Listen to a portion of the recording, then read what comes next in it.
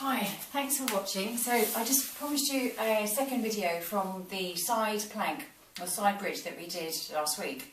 So taking it on from the position that we were in, just the elbow underneath the shoulder and the heels in line with the glutes and the knees bent.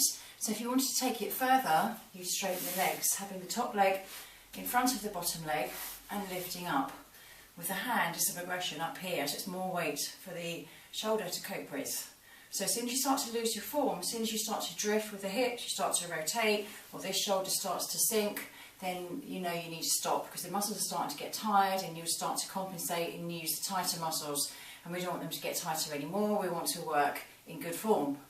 Okay, so if you were here already and you could hold that for 60 to 90 seconds, stack the legs on top of each other, adds extra weight. So making sure, again, that you're not sinking or drifting into the hips, lengthening through the crown of the head so you're not looking down at your feet. Your feet look great. So holding it here for 60 to 90 seconds. So when you've done that, you're on your elbow, come over onto the other elbow without drifting.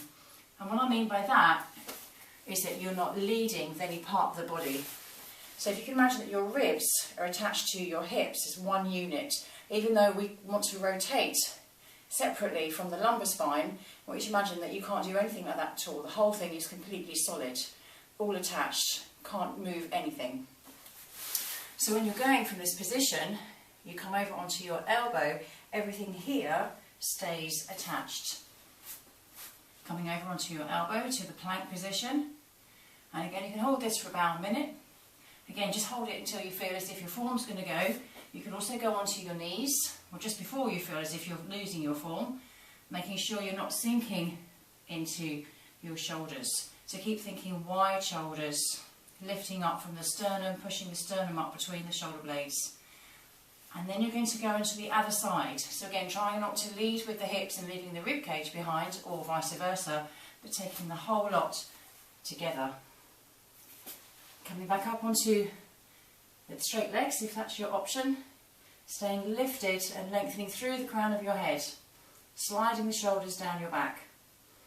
And if you want to, you can come back onto the plank position.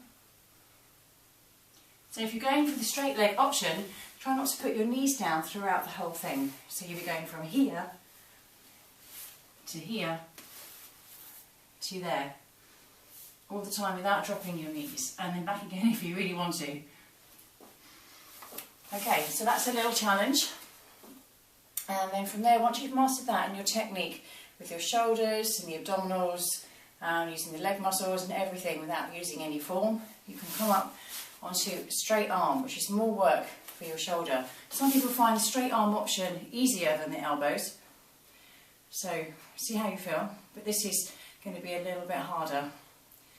Okay, and then we can try something else. We'll go into some rotations then as well, taking the hand underneath and through the gap. So that will be another step we'll go on and try that next week. Okay, so have fun practicing, focusing on your form throughout, definitely focusing on your shoulders, focusing on your latissimus dorsi muscles, pulling them down, helping the shoulders, the scapula stay sliding down your back, almost as if the tips of your shoulder blades are attached to your sit bones. Okay, let me know how you get on at mercolly.com. Take care. Thank you.